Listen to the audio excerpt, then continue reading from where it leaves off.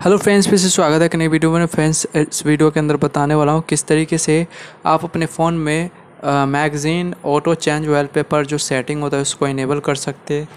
और फ्रेंड्स, जब भी आप चेंज करेंगे वॉलपेपर तो आपका ऑटोमेटिकली चेंज होता रहता है लॉक स्क्रीन पे वॉलपेपर। तो फ्रेंड्स, इस वीडियो के अंदर यही सब बात करने वाला हूँ। अगर इस चैनल पे पहली बार आए तो चैनल को लाइक शेयर एंड सब्सक्राइब करना मत भूलिएगा। साथ में घंटी का ऑप्शन आया तो उसे भी क्लिक कर दीजिएगा ताकि आपको लेटेस्ट वीडियो का अपडेट मिलता रहे। तो फ्रेंड्स, चलिए शुरू करते हैं। फ्रेंड्स, आगे बढ़ने से पहले प्लीज़ चैनल को सब्सक्राइब जरूर कर लीजिएगा। तो चलिए शुरू करते हैं। सबसे पहले आपको क्या करना होगा, आपको जाना होगा सेटिंग में। तो ये रहा मेरा सेटिंग पे ओपन करने के बाद कुछ इस तरीके का इंटरफेस दिखेगा। उसके बाद आपको यहाँ पे देखेंगे तो कहीं भी आपको मैगज़ीन का ऑप्शन देखने को नहीं मिलता है। तो आपको एक और ऑप्शन देखने को मिलता है जिसके बोलते हैं, यहाँ पे स्क्रॉल करने के बाद आप देख सकते हैं थीम एंड लॉक स्क्रीन का ऑप्शन देखने को मिलता है।